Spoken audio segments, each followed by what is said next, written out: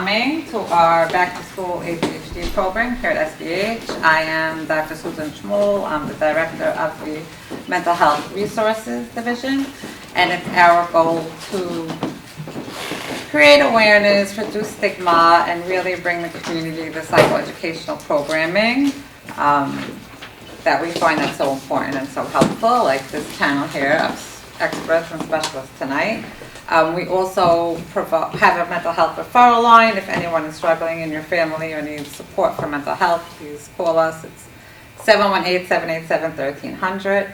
And we offer workshops, support groups, lots of different things. We have some information on our upcoming support groups in the back. I'd like to thank my chairs, Vina Asher and Ronnie Cowell, for always being so supportive and helping with our events. And I'd like to introduce Miriam Barry, Director of Search. Okay, so we are co-branding this program. Search is I call it client preventive services, because we're the ones who help kids get through their schooling with their education and self-esteem intact.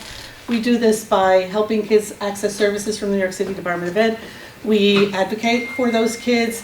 We also do, I have my little notes here, we do all the Board of Ed work for your family so that they don't get stuck in the Board of Ed purgatory, which can be really annoying sometimes. We also help explain evaluations to children, to parents about their children, so that when your child has maybe ADHD or something else, we can actually help you figure it out. We also facilitate school communication. We never tell a school to take a kid, but we can help you communicate better with the school. We do programs like this, and our crown jewel is the Parent Engagement Center. That is a free program for parent coaching, one-on-one, that can be done by phone or Zoom. It is available to all our families in the community if you have school-aged children, age 5 to 18, and it is free parenting one-on-one coaching for between 8 and 10 sessions. So if you're interested in that, you can call Search, which is extension 305, see me after the program, or leave us a message. And now I'd like to introduce Shlomo Lieberman, who is going to introduce our distinguished panelists, and he's going to be moderating tonight. Thank you. Thank you all for coming. Okay. Welcome, everybody, to tonight's program. I'm Shlomo Lieberman. I'm the Director of Mental Health here at SBH. Tonight's program is important to me personally. I'm very excited about it on 3 different levels. As a clinician that treats individuals and families with ADHD, as a parent of 3 children who have ADHD, and as well as somebody who has sought treatment for myself for ADHD, it is very important to me and in my life. I will tell you that from those experiences, I have seen the disruptive and destructive places untreated, undiagnosed, unrecognized ADHD can create. I have also seen the magic and the success that can come from somebody who learns how to resonate their brain according to their lifestyle, and their lifestyle according to their brain, and what miracles that can create. So I think it's very important. Hopefully tonight we will be able to give you some education, some tips, some understanding into the mystery of ADHD. The panel that we have is a top-rated panel with great expertise. The way I'm going to do this tonight is I'm going to introduce each one as they give you their insight into their specialty. And then once we're all done, we will host a question and answer period for some pre-positioned questions that we have. So we're going to start tonight with Dr. Ellie Crame. Dr. Ellie Crame is a licensed clinical psychologist and works as the Director of Guidance at the Sam Elementary School on the Upper East Side. He also works in private practice in the West Village, seeing adults and couples. Dr. Crane will be giving us information on ADHD in children, the different ways in which it is manifested, and the various ways it is treated. Dr. Crane.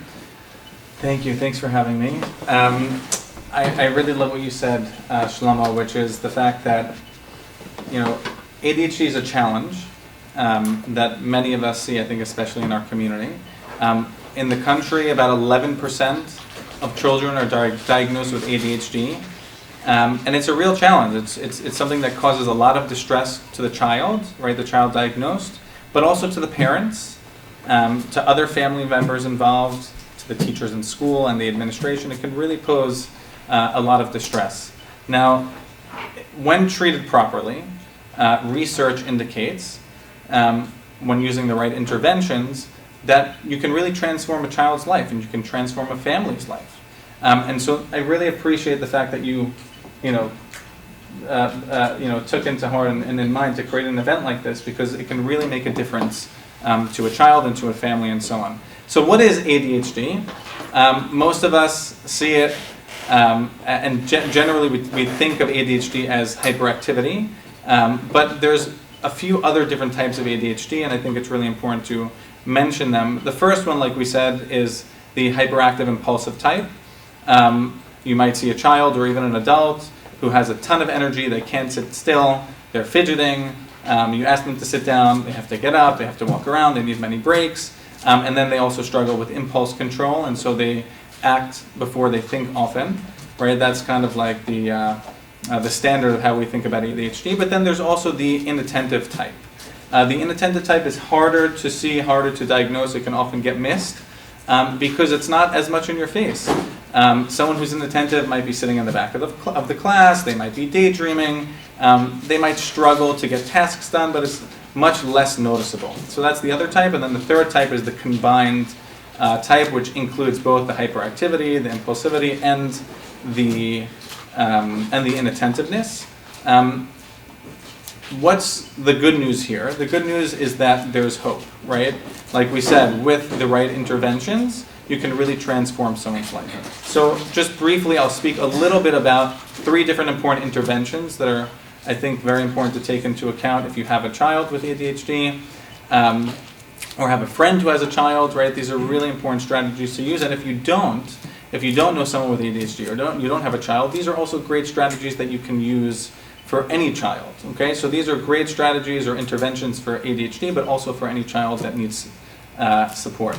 So the first strategy I would recommend, I think, across the board, is structure, right? The same way that children really benefit from structure in schools, the same way that we have a lot of support and scaffolding in schools, we need the same thing at home, right? So what can you do as a parent at home? Generally, we recommend having a lot of structure at home, especially for children who need that scaffolding.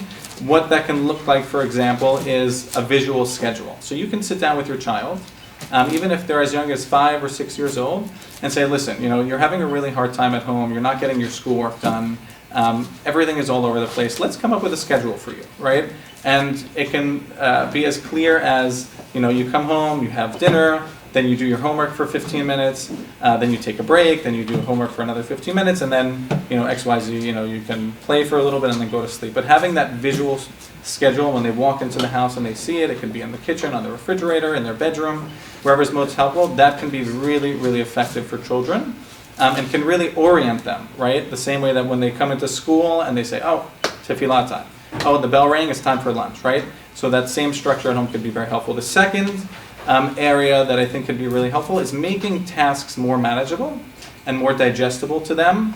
One great example of doing that is by chunking tasks. So for example, if a child is really struggling with their homework, they need 30 minutes of focus to do their homework, but they just can't sit. They can't sit for more than 10 minutes or 5 minutes, right? How do we help them feel like they're capable, right? How do we give them the confidence to get the work done? By really breaking it up and giving them appropriate breaks. So do 5 minutes of work and then take a break. Do another 5 minutes and take a break. And it's challenging. It's not easy for parents to do this, and we'll talk about that. I think, David, you're going to speak a lot about that. But that's another strategy that we recommend. And then thirdly, and I think probably most importantly, is positive reinforcement, which is another huge intervention that we can use for all children across the board. I'll say very briefly, I think the older generations and the way that we grew up was you're not sitting down in your chair, you get punished. You're not paying attention in class, you have detention, right? But that can really affect someone's self-esteem, affect the way that they think about themselves and their ability to fulfill their potential. So when we use positive reinforcement and reward good behavior, we're really empowering children rather than pathologizing them and making them feel like a problem. So that's that, and hopefully we can talk more in the Q&A. Thank you. Okay, so thank you for that. Just to, capsulize some of this, you talked about the 11%, which I thought was really helpful.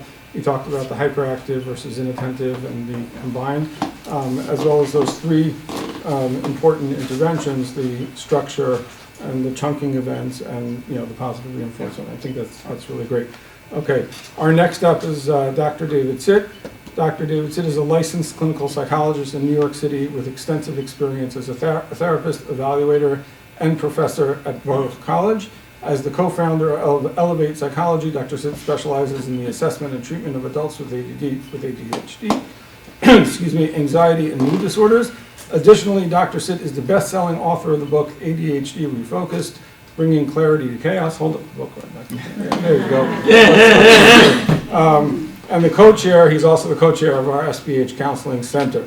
Dr. Sitt will be giving us information on adult ADHD, how it manifests itself both in women and men, how it can affect family and parenting, as well as the treatment methods and modalities. Thank you, Sloan. So, Eli brought up you go by Eli and or Eli, just Eli. Just making sure. All right. So Dr. Crane brought up some very important foundations for us to begin to understand that ADHD is something that's developmental. It is something that we understand today in the scientific approach to ADHD, that it is a brain condition. It is actually a brain style. I go so far as to describe ADHD as a type of operating system. Whereas some people love their Apple operating system, they would not, try anything other than Apple. And Apple has its ecosystem; it works in a particular way. I'm an Android. I use Android. Android is it's quite different. There's some similarities, but there's some challenges that come with being an Android user. We get the green, the green bubbles and the blue bubbles, right? There's conflict there. And then there's many other operating systems. Each brain is a different system. It has its strengths, it has its advantages, and it has aspects of it that are challenges. The fact that we grow up, so I say we because I'm an Android brain, I'm an ADHD brain. I also have, at least that we know of, 2 out of my 4 children are living with their ADHD brains. And growing up into an adult is something, there are similarities to what it's like to be an ADHD child, there are, but because you're an adult living in an adult world, there are many differences. And so when we start to think about this experience of ADHD, and I'll just give one example, Eli pointed out, we might be hyperactive as a child. I remember very distinctly sitting in my classes in Yeshiva Flatbush and Hillel Pryor, and I couldn't sit through a 35-minute class. So what I would do is I would take a piece of paper, because you're only allowed to get up once, and I would go to the garbage, and then I would rip up more papers, and I just make garbage so that I could get up and walk to the garbage, because sitting in my chair was just torture. I didn't understand it then. I didn't know what I was doing, but that's how I was compensating. Now, as an adult, I'm not doing the same things, but I'm sitting in my meetings, or I'm going to a class or a lecture, and it is very difficult for me to sit through that meeting. I'm moving around, I'm fidgeting, and I think Dr. Holzer will explain how some medications can help to bring that down and settle that down. But the hyperactivity as an adult it has a different quality to it. The impulsivity has a different quality to it. Whereas a child, they may impulsively call out in class. As an adult, we may be impulsively buying more Amazon products than we might normally need. And then, of course, we don't return them, because that's a whole other ADHD challenge of getting organized and carrying something from beginning to middle to end. And so we have piles of boxes. Or we hoard tabs on our browsers. We can't make the decision to decide what to close, so it's like, all right, I don't see it anymore, out of sight, out of mind. And these are some of the manifestations of ADHD into adulthood. Now, Shlomo also mentioned that he alluded to the fact that, is there a difference in how ADHD manifests for men and women? And there are definitely differences.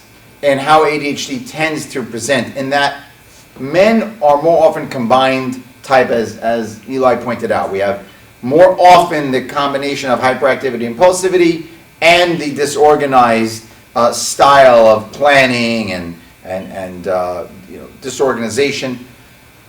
Women tend to present more commonly with the disorganized, inattentive side, which you might not see so easily, because it might just come off as a busy mother or a busy woman, and maybe the disorganization doesn't have that same clinical blow-up effect that a louder, hyperactive, impulsive male might. That being said, it is not one or the other. It really, the overlap is more common of men and women than there are differences. I think the literature goes a little bit too far in saying that there's major differences. I don't believe there are. One other point before I wrap up my kind of opening. We thought what was interesting to talk about, at least from my perspective, was this duality of being a parent with ADHD, Shlomo, right, and I share in that, with children with ADHD. And what does that compounding challenge do to the individual, to the children, to the relationships, to the home environment, and what can an adult do? So in brief, I will say that struggle is a very significant one that I face a lot with my clients who reach out to me, because I don't work with children. I work with mostly young adults and adults. The approach to helping an adult, it's like Life Vest Inside. My friend Orly Waba started this organization years ago on ADD Tangent, and the concept was that when you're in an airplane and there's God forbid an accident or an event, you must put on your life vest first. And then, and only then, when you put your face mask on and your life vest on, then you can start paying attention to your children. And it is the same concept, I believe, in living with ADHD as an adult, being a parent to, either your kids do or don't have ADHD, but you really do need to pay attention to your own challenges. And, this isn't the time to go into the countless ways that you might do that. I wrote this book for the advantage of that, so if anyone hasn't heard of it, by all means get your hands on this, or any other guidebook, or any other resource to help give you information to take care of your challenges. And I will just say one other, and then you can work on trying to figure out how to help your children. One final word I'll say is that it isn't the type of thing where just do this and you won't have to struggle again. Even, I'm sure Dr. Holtz will agree, it's not just take this pill and your struggles will be gone. It is a daily grind. You go to bed, you wake up, and the ADHD brain fires right back up again into its default state, and you have to work on the resilience factor to keep at it, because it is developmental and it is with us. This is our brain. You can't change it. We can adapt to it, and that's the hope. So I'll wrap with that. Thank you. Thank you, Dr. Sitt. Just to type that, you spoke about developmental, the brain style, the operating system, the adult living in an adult world, parenting with children who are ADHD, and very apropos, first putting on your mask, taking care of yourself before you take care of them, and then, more not one solution, many different solutions, many different types, and get all the help that you can get. Thank you very much. Now, Dr. Barry Holzer. Dr. Barry Holzer is a child and adult psychiatrist practicing in Brooklyn and Long Island. He is the founder and director of the Center for Attention Deficit and Behavior Disorders, which besides its treatment focus has done clinical research in ADHD. Dr. Holzer is co-founder of NEFESH, the International Network of Orthodox Jewish Mental Health Professionals, and serves as its current president. A leading psychiatrist specializing in children, adolescents, and adults, Dr. Holzer has helped thousands of New York families to not only diagnose illness, but effectively treat and most importantly understand how to manage their mental health issues. Dr. Holzer actually holds the also thing of being the first person to train me in ADHD, He hired me for something, and I thought that the treatment list was what my references said about me. Very interesting. Dr. Holzer will be speaking about the role of medication in treating ADHD, how various medications work, their risks, and their benefits. Dr. Holzer. Thank you. Just to segue, you talked about, taking care of adults. Many of the adults I treat come to me after I treat their kids. And then they see the difference in the kids, and they say, by the way, maybe you can help me. Ironically, not the other way around. But, ADHD is, it's an interesting thing. I often explain to parents, the problem with ADHD is that attention deficit disorder is just the wrong name. As you've already heard, it's a different brain, okay? It's not necessarily a disorder because it affects such a large part of the population. And so many people with ADHD are so successful. I explain to people, most of the CEOs running major companies in Manhattan have ADHD, okay? Because it lends itself to risk-taking, to multitasking, and high energy and interest in doing stimulating, interesting things. So it's not, and it's not, and ADHD kids can focus great. It's like I've had parents come to me and says, "Can't have ADHD. He sits and watches TV for 3 hours straight." I say, yeah, well, no joke. If anything is that interesting and motivating, like unfortunately the phones they all carry, then they'll stay on them for days on end without eating or sleeping, because they can hyperfocus. But unfortunately, our kids have to go to school, and schools were not necessarily developed for ADHD kids. So especially when it comes to kids, a lot of kids really struggle in school, as some have already talked about. Having to sit through a class for 40 minutes can be, just like an overwhelming struggle for kids. And I explain to a lot of people, my main concern is, do I really care if your kid knows another pasuk in Chumash or not? Let's say he doesn't do so well, okay? No, I'm treating their self-esteem. If the kid's smart, right, and he's getting 80s, and the kid next to him, who knows he's not half as smart, is getting 10 points higher, then, he feels like something wrong with me. Either I'm lazy, I'm stupid, something's wrong, kids know. And so it's very hard for kids. And kids really suffer from it. I remember,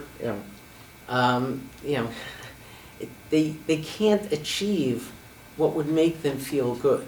Remember one girl came to me in March of her 8th grade, because she couldn't get into a high school, to Yeshiva High School, and we put her on medication, and then a month later I called up the principal of the high school and I said, "You can take her, she's going to be fine."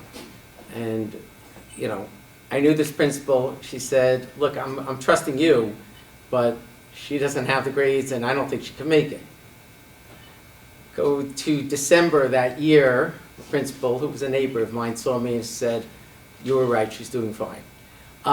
It's a game changer for a lot of kids. They can really sit, they can focus, and but you also have to understand, there are kids where, sitting in class focusing is not their only challenge. Sometimes just, they're so impulsive, not getting into trouble is the biggest challenge, not just in school, but even at home. And therefore, I put together this little one-page handout that I'll put in the back, you pick up.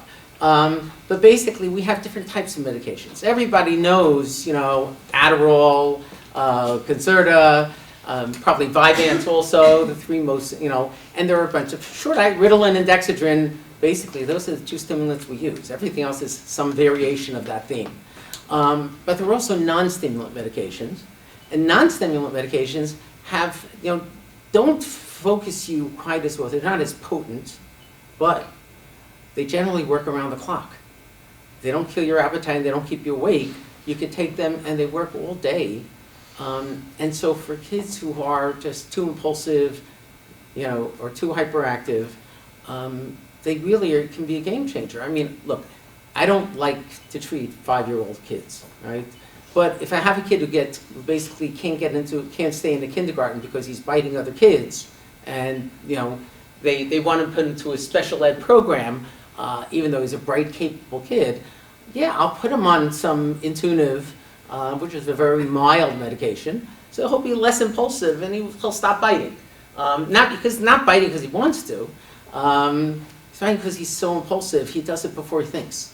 And that's a lot of what goes on with ADHD. They just do it before they think, and that's the part of the brain, the prefrontal cortex, that's involved in really regulating and, basically letting us filter what our behaviors. That takes in information and files it, that finds the files for us, but it also filters our behavior so that it's not a knee-jerk reaction that we think before we do. That part doesn't always work so well. So when you're trying to be creative, that's sometimes good. But when you're trying to manage your behavior, that could be a huge challenge. And if we get it working a little better, which it's fascinating because ADHD we know more about than certainly anything else in psychiatry. Because most things, stuff in the brain, it's very hard to figure out what's going on. With ADHD, we actually understand it. This part of the brain is not working quite as well. You take the medicine, and all of a sudden you see the functional MRIs or the PET scans that show function of the brain, and all of a sudden it's lighting up, it's functioning much better. So we know what the medicine does. We know how it works. And a lot of what I do is try to explain to parents, yeah, this is not a bad thing. You don't have to be afraid of it. These medicines tend to be very manageable and very safe. And you just do what's best for your kid. Lots of kids don't necessarily need medication, even with ADHD. Okay? I'm not a huge, it's not like I push medication, and I know plenty of people, even in my family, who function okay without medication, and we have a few who function much better with it. And some of whom didn't find out until late into graduate school, unfortunately. So it's, or afterwards. So it can be a huge game changer, and something to really think about seriously. Thank you, Dr. Holter. I think for me, one of the most important things you pointed out, which I think is so true, which we overlook, is that we know more about the functioning of the brain with ADHD than we do about so many more other disabilities and so many other things, and yet people are so afraid of it. So that does make us more secure in the treatment. Okay, next is Dr. Gloria Izan. Oh, sorry. My husband is. Ms. Gloria Izan is a trilingual school psychologist who has worked in public and private schools across New York, New Jersey, and California. She currently works as an educational advocate for SBH's Search Division. She also works as a private executive functioning skills coach. Ms. Izan will be discussing students' executive functioning skills and giving parents and teachers ways to bolster children's academic success and self-esteem. Hi, thank you for that introduction. So tonight we're going to be talking about executive function skills. So first I just want to say Dr. Crane mentioned that 11% of the population has ADHD. Among the search clients that I work with, 90% of the students that I work with have ADHD. So A, it's prevalent in this community, B, it's disruptive to the home. So that's why the parents are calling me saying I really need help for my child. So what are executive function skills? It's what we use to plan, monitor, and execute a task. So getting here tonight, you had to plan what's for dinner, who had homework, who had to get where, you had to monitor your time in getting here, and you had to execute, park, get here, come in the building, and see us. So every day, kids with ADHD have to do this, and at school and at home, and they struggle with it more than the general population. Oftentimes you don't see ADHD till later on, as the panel mentioned, because that's when the organizational demands increase. So middle school and high school, sometimes that's where you'll see the dysfunction because the organizational demands ramp up, or they have multiple teachers and multiple subjects, and that's when you'll see problems arise. Executive function skills are irrespective to IQ, so as was mentioned again, so it doesn't matter if you're the smartest kid in the world, it can still impact you significantly. Many kids also develop compensatory strategies on their own. So for example, I suspect I have the inattentive type, as with the ladies was mentioned by Dr. Sitt. And from elementary school all through graduate school, I rewrote my notes. So I made them more visual. I took away that auditory component, and it was also a way to bolster my memory. So that was a tool I just made up, and I wasn't even actively aware that I had it. It was just something that I realized was helpful. So kids can develop strategies on their own, and we'll speak more about that. So I'm going to go through a few executive function skills, just 3, because I know we're short on time, and I'll give some practical recommendations to help. So students with executive functioning skill difficulties struggle with time management. So they'll miss deadlines, homework could be incomplete, assignments will be late, studying won't be managed appropriately, like they'll wait till the last minute. And at home you can see a disruption of routine, missing the bus, having a really late bedtime, a lot of the moms complain about because everything just took too long to get to bedtime. And something practical to do is called backwards design. So you look at the total amount of time it takes to do the thing, and then you work backwards. So getting here tonight, I had to be here at 8 o'clock. I live in Deal. I knew the latest I had to leave was 6:40, so I made that my latest mark, and I worked accordingly and planned according to that. Additionally, as was mentioned by Dr. Cream, a visual schedule is very helpful for time management because a child could see exactly what they have to do in order to let things flow. The next executive functioning skill is working memory, so holding on to information for a short period of time and then encoding it into your long-term memory. Subjects that kids with ADHD often struggle with are Navi and history, where there are a lot of facts and names, and it's not really like connected to anything meaningful. It's just names and facts and dates and time. And things that can help with that are having written reminders, mnemonics, like everyone remembers PEMDAS, using your Alexa or your phone or apps to help remember things. Those are tools that can help. And the last thing would be organization of materials. So kids often have messy backpacks, they'll hoard papers, they'll lose materials. At home, you could have a messy room, losing possessions, difficulty managing their possessions. So you can do daily bag checks, but hopefully move that along to weekly and then monthly bag checks. You can also have checklists, planners, and organizers. And then I had a parent come to me and she was saying, oh, my child keeps losing his EpiPen. And it was really scary because he would go places and there would be no EpiPen. So the solution we thought of was to have the EpiPen with his phone, because the phone was more meaningful. And then he would put his EpiPen with his phone, plus the phone had a tracker, so that was like a double hack. And then he wouldn't lose his EpiPen. So you have to put things with more meaningful things in order to remember where they are. I had a number more, but I guess we could just get to the questions. Oh, okay. I don't know. I felt like keep. Those are great. Yeah. One or two more, Okay. Cory, please. So I know this one parents complain a lot about. It would be prioritization and task initiation. So oftentimes students with ADHD struggle with procrastination, and you see it especially if a subject is boring or difficult. So a recommendation for that is pairing a fun activity after a boring task. So after we finish homework, we could have a family dance break in the kitchen. Also rewarding positive studying habits, like Dr. Gray mentioned, using positive reinforcement. And if it's too difficult, then that would be talking to the teacher and figuring out ways to make it more manageable, perhaps breaking down the tasks, like Dr. Green said as well, and so on. Thank you so much. So, you know, as looking back, sometimes after I got diagnosed with ADHD, you look back at your childhood and you see these things. You know, in the Ashkenaz world, the first diagnosis of ADHD was Zerflagen. That's what it is. You know, it's the Yiddish word, Zerflagen. We need an interpretation here. Yeah. It just means, it means like all over the place, you know.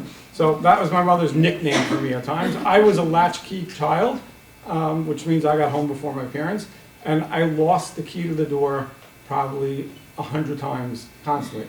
My mother, in frustration, drew a circle on my dresser, and she told me that every day, everything in your pockets goes into the circle, and when you get dressed in the morning, everything comes out of the circle and goes into your pockets. I will tell you that 40-something, 50-something years later, I'm still doing that. I don't have the circle, but I have the place. And if I don't do that, my wife knows I'm going to panic. So, you know, these tools are so helpful just to make them, you know, easier access for a child who feels lost in the world to be able to begin to create habits that help them. So I really appreciate that. I just want to say one more little thing. Sure. The ultimate hack was that knowing that I had these little inattentive qualities, I didn't even know why I did it, but I happened to have married someone with extremely good executive function skills. Very helpful. Yes. Okay. So we're going to start the, I'm sorry? We're going to start the question and answer period. We did get a chance to have some people submit questions beforehand, but before we do that, we want to announce that after the holidays, we are going to start 2 support groups. One is going to be for parents of children with ADHD, and the other one is going to be for adults of ADHD. So it's in the works. I can't really tell you dates and times, but you know, it's something that you should be looking forward to, as well as just if you're on your way out, the Courage to Heal program is doing the parenting training and child safety. And if you'd like to sign up, you can, you know, use the widget to sign up there. Okay, so I'm going to start, you know, with where is it? I'm going to start with you, Dr. Crane, if I can. As a parent sending their children to school, knowing your child is ADHD and has challenges, what should the parent look for in the school's approach to ADHD regarding teacher collaboration, accommodations? What should the parent be looking out for in the school? Yeah, that's a great question. And, you know, we can speak generally. Of course, a lot of this does depend on your child and, you know, what they respond to well. But generally speaking, you know, if we think about the ADHD brain and the fact that they have difficulty regulating their attention, difficulty regulating their emotions, their energy levels, right? They generally need more scaffolding, more redirection from teachers, at least to start with, before they're able to develop those skills on their own, right? That being said, you know, if you're a child in a classroom with 30 students, that's going to be really, really hard, you know, for the teacher at least to give you that redirection, for the teacher to say, hey, you know, look in your workbook, right? Don't forget, or don't forget to do your homework tonight. Don't forget to write your homework down in your homework pad, right? So generally speaking, I think, you know, depending on your child's needs, because there are different levels of ADHD, there are more extreme levels, there are like lighter versions of ADHD, but generally having smaller class settings with more teachers can be very helpful, especially earlier on, you know, in childhood, you know, ages, you know, 4 to 12, 13. I think that's something that's really important to look for. The second, you know, if you do want your child to be in a larger school, looking at the school's philosophy and approach to children who are neurodivergent, right, who think differently, who have different kinds of brains. Because, you know, you can have a more traditional school that pathologizes it and says, you know, you can't sit down in class, we're writing you, you know, a recommendation to go see Dr. Holzer. That's it. That's the only option, right? And then there are schools and administrations that are more open to figuring out alternative interventions, right? That can be more flexible and malleable with what your child needs, right? So for example, you know, at the SAM school, we are a smaller school. You know, I have one child in 6th grade who cannot sit still. The parents are really adamant about not putting their child on medication. And so one strategy that we came up with was I personally, because we have, you know, we don't have 30 kids per class, I personally would actually come check on him once a day and do a physical activity with him. He was very, very hyperactive. We would run up and down the stairs together to get out his energy. And over time, that was something that he was able to do on his own when he needed breaks. So if you're able to find a school that can offer great support, that doesn't pathologize, that actually sees the positive, right, in your different kind of brain, and we can talk about, I think there's another question on self-esteem, but that can see the strengths in your kind of brain, that's a really great fit for a child with ADHD. Okay, thank you. All right. Okay, I didn't write this one, but Dr. Sit, as a parent with ADHD, I sometimes struggle with consistency. How can I support my child without feeling like I'm failing them? So I find that, as I mentioned before, the reality of living with ADHD is that it's a daily grind, it's a daily reset. And that can feel extremely debilitating, overwhelming. Shame and guilt are some of the most common emotional experiences that adults with ADHD battle with, along with anxiety and depression, which, P.S., many people who aren't diagnosed with ADHD oftentimes show up in a mental health professional's office saying, I'm here because I'm anxious. I'm here because I can't stop feeling so down on myself. With a little bit of inquiry, we might learn, actually there's an undiagnosed ADHD here that you're not addressing, you're not treating, and by not addressing that, you're in this cycle. So it's critical that we also educate ourselves on the value of self-compassion. The idea that educating yourself on what ADHD is, if you weren't diagnosed younger and now you just learned about it, however it unfolds for you, even if you had it from childhood but now it manifests differently, educating yourself and then being able to say, it's okay. I tried my best today. So for example, I work with my clients on a 3-tier system. That's one of my innovations that I try to educate people on, is if you're thinking about your harried life with your multiple responsibilities, you have your job, you have your family, you have your volunteer work, you have your hobbies. There's many things that might go on. Try to list them all out in categories. Break it up. See them categorically. And from there, once you have this kind of dashboard view, you could funnel down and get to, okay, today, what's today's goal? What's today? Monday? Today's Monday. What might I achieve on Monday? Make that narrow list. And then I might even go a little further and say, all right, so from 9 a.m. to 12, what 4 things from my list might I do? Try to narrow it down. The goal is not to get everything done. 100% is not the goal. I'm a big believer in 80%. Already I'm adjusting for this margin of error. We have a margin of error. We're not going to get it all right. So build that in, build that flex in, give yourself a system, a method of narrowing down your focus, breaking things down into smaller parts, which is what people, many of us have been talking about. And then at the end of the day, when you didn't get it all done, because you won't get it all done, to give yourself a break. And struggling with your children and managing what they're going through, at the end of the day, it's very important to say, I tried my best. Turn to your partner. Talk it out. I had the worst day today. I didn't get anything done, and I was upset, and I actually was short with my child, and I raised my voice, and I feel terrible about that. Let it out. And give yourself that forgiveness, because tomorrow's another day. And we got to try to just recharge that battery. The battery goes down, and we have to do what we can to bring it back up. And self-compassion is one of the most critical steps that I recommend in that regard, Shlomo. Oh, thank you. Okay. Dr. Holzer, I'm going to combine 2 questions here. When should someone seek medication for their child? When is it time to look at medication? And how do we know if the medication is appropriate, if it's working? What signs are we looking for if it's working? Well, when we're talking about children, people ask me, how bad a case, how severe is this? And I tell them, severity is really, to me, based on function. How much is it impairing my functioning?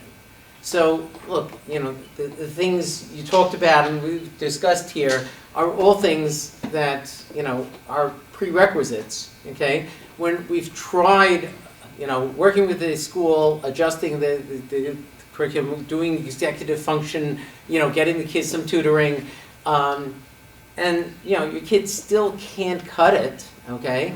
And you feel like, I don't have a better school to go to. I tell parents sometimes, it would be great if I had a school specifically for ADHD kids. We don't really have one. My friend Stu Chesner in Israel made a school about 25 years ago. Still, yeah, there aren't too many more. There aren't too many schools in general that cater to ADHD kids, much less yeshivas. So it's more, what's most important, I want my kid to succeed, I want them to feel good about themselves. My kid is starting to feel bad, upset about himself because he can't do, right? Very often medicine is different. So there's a classic book on ADHD called I'm Not Lazy, Crazy, or Stupid.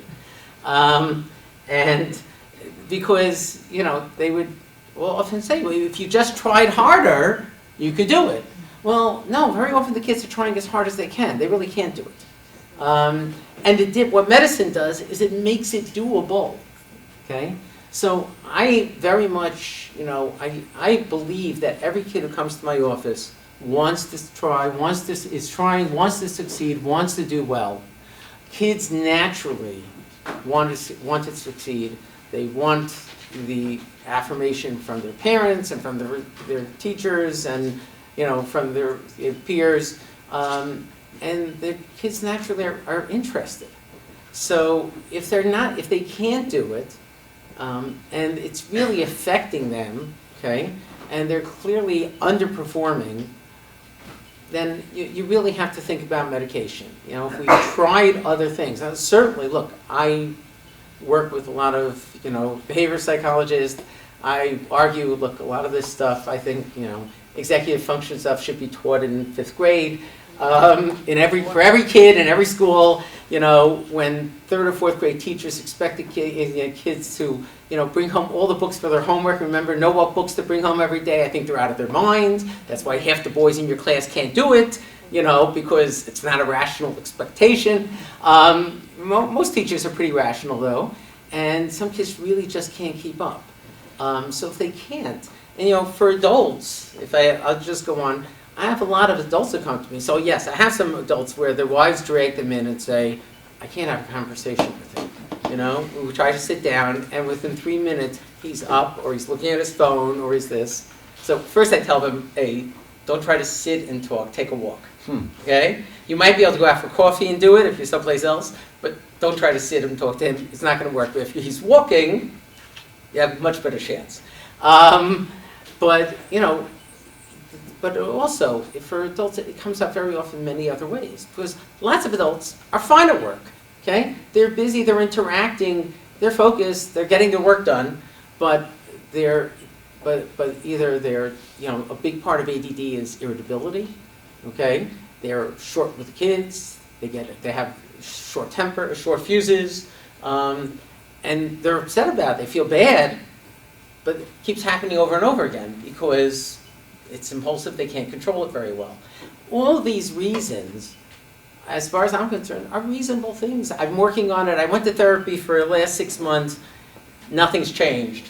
We've got to talk about, okay. And that's why most of the people come to me come from other schools or therapists, because they see the problems. Thank you.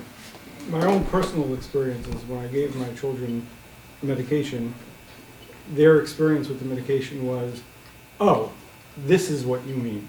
Right. Right. They had no idea what focus meant until they took the medication, and then they were able to try to mimic it later.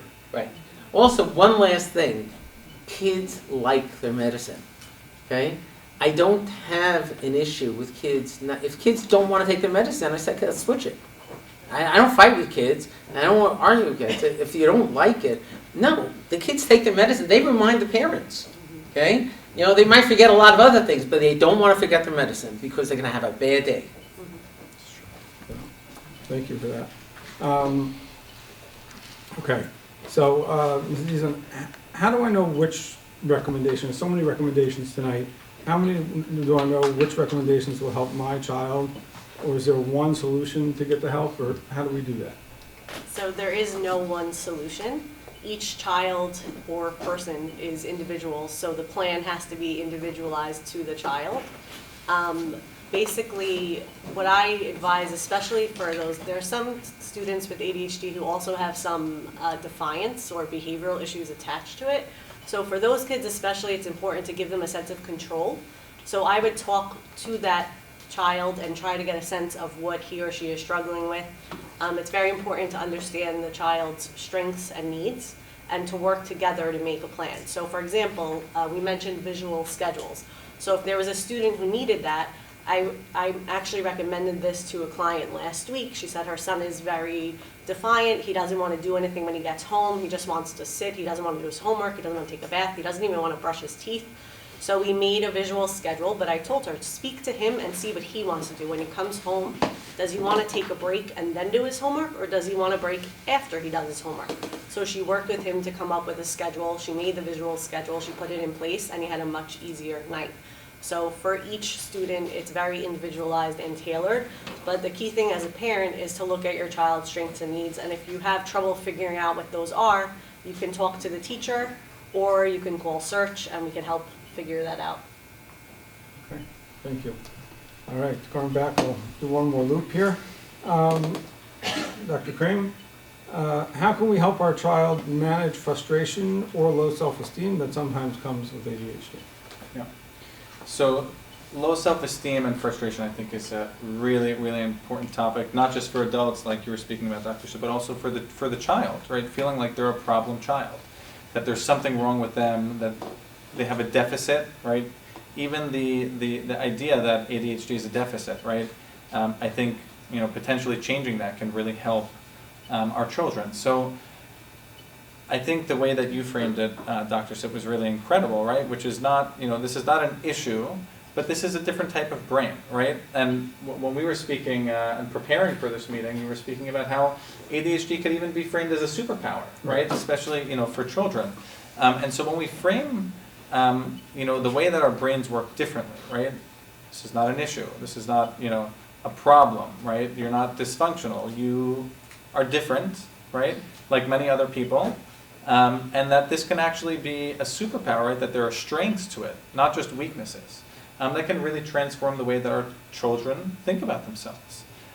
So for example, what would be a strength of ADHD? I mean, your child might be really great at multitasking. They might have a ton of energy and passion that they can use to channel into sports or into public speaking or into, debating or, any sort of activity.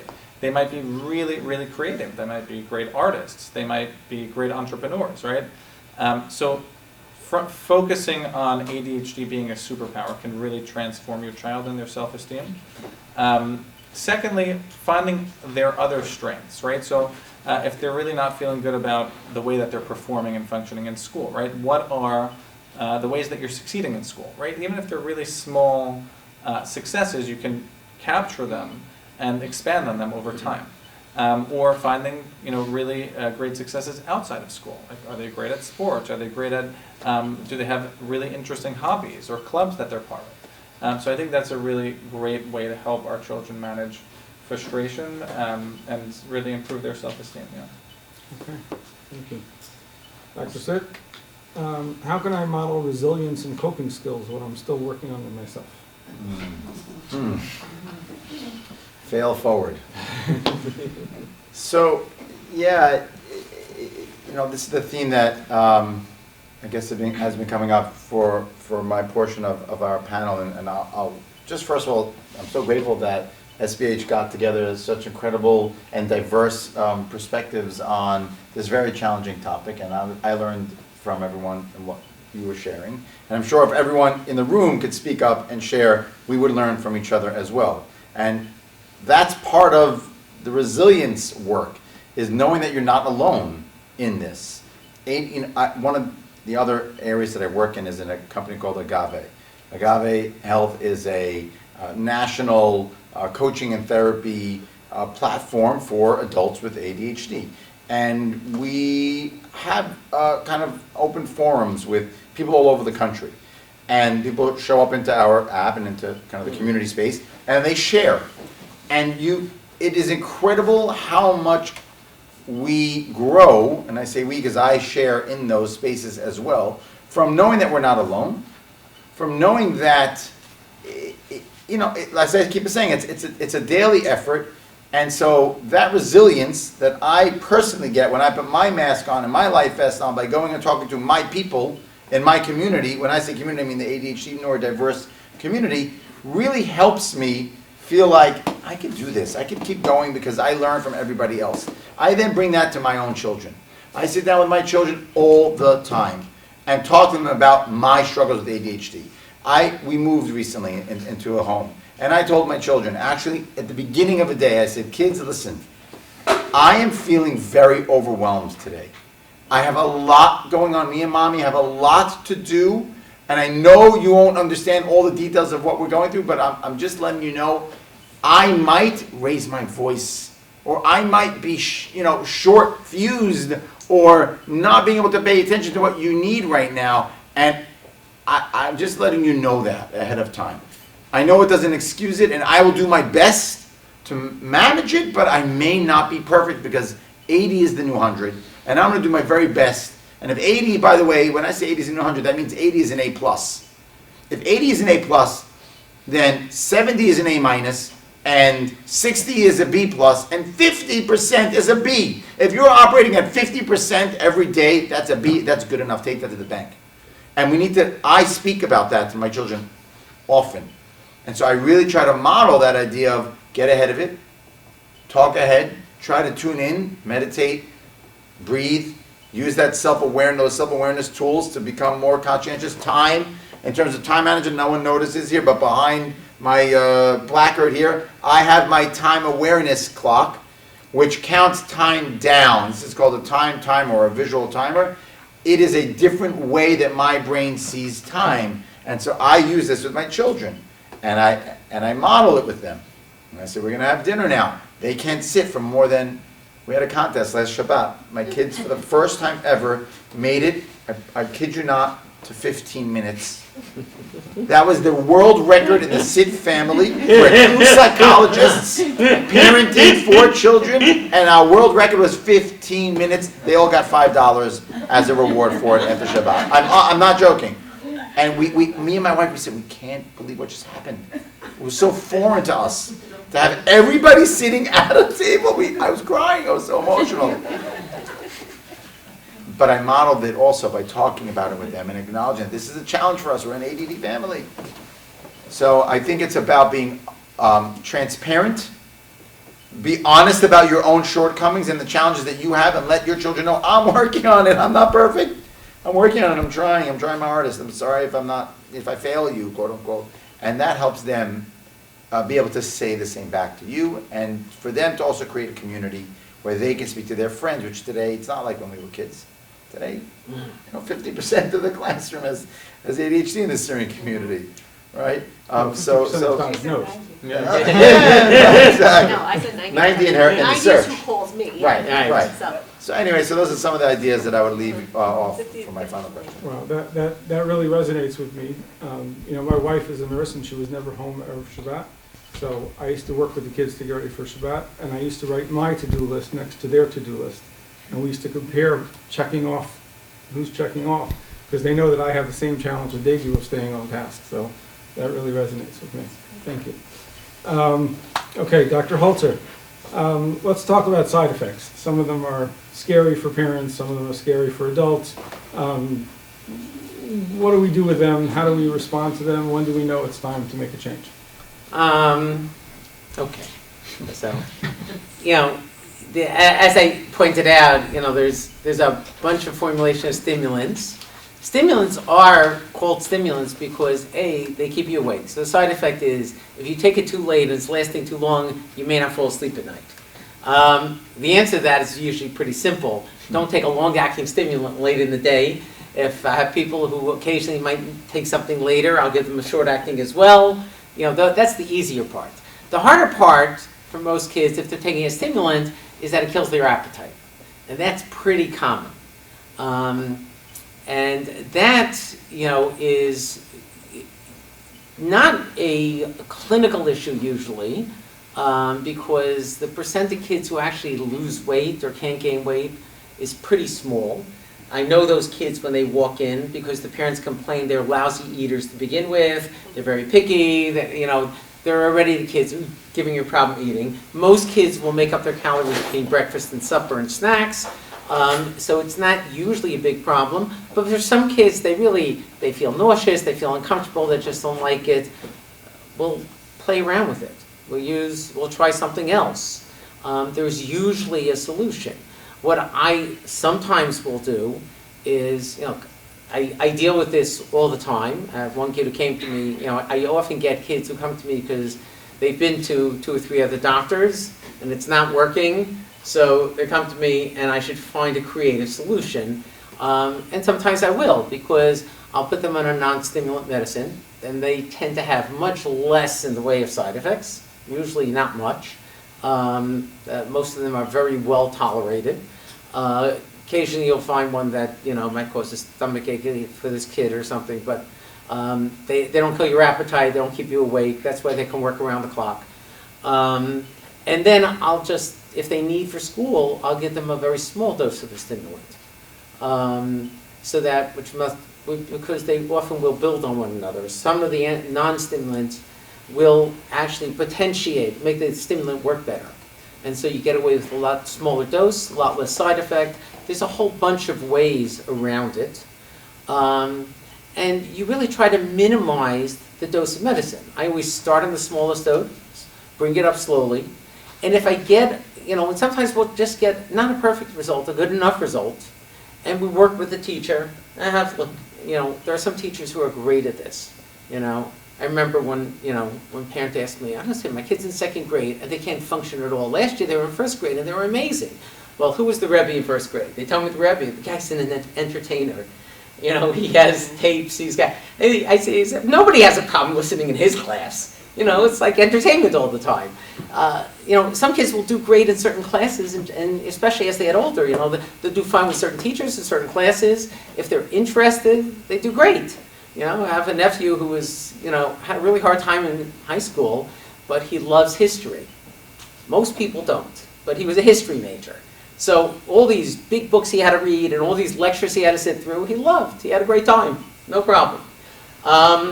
But you really get to work, we try to work with the school, work with sports staff, and try to minimize the medication when we need to. And really work with it. And very often as kids get better, you can lower it. It's not a stagnant thing with kids. It's always changing. But I'm happy to say I am generally, probably 98% of the time at least, able to find a solution that works. Great. Thank you so much. Okay, and the last question for tonight, I think, is Aziz, on how can parents support executive functioning skills without doing the work for their child, right? We want to balance encouraging independence, but at the same time provide structure and help. So there's that saying, you could give a man a fish and feed him for a day, or you could teach a man to fish and then feed him for life. So with your kids, the goal is to work with them when they're young, but the hope is that as they get older, they start to do these skills and recommendations on their own. So they could start with the visual schedule as a little 2nd grader or a 3rd grader, but as they get older, they're making their own schedule in their planner, and they're using the backwards design, saying, it takes me an hour to study for my AP history test, but I know I want to review it on Monday, Tuesday, and Wednesday, so I'm going to study in 20-minute intervals on those days leading up to the test. So it's all about doing little things while they're younger and leading up to them doing it independently. For example, with auditory processing, there was a student who would always forget the list that his mother gave him. So she would say, bring your coat, your hat, your gloves, and come outside, and he would come down with like a shoe. And he's like, that's not what I said. So I told that mom, have him repeat it back to you. So he would repeat everything, coat, hat, gloves. And then the next time, notebook, pen, whatever, I don't know, notebook, pen, paper. And eventually he stopped having to do that. And this summer he went away on a trip. He was 15 years old and he went away on a trip for the summer. And the mom came and told me that he packed his whole trip by himself. And she was like, everyone was amazed because they didn't know he can do that. But she trained him from 2nd grade to just focus on little things at a time, to remember small details at a time, and now he was able to move that into doing something much bigger. So you work with your kids when they're younger, with the teacher or without, depending on what they need, and then the goal is for them to become independent at doing it by themselves when they're older. Thank you very much. I want to thank everybody for coming. I want to thank this panel. I think tonight was great. I don't know about anybody else, but I had a good time. everyone.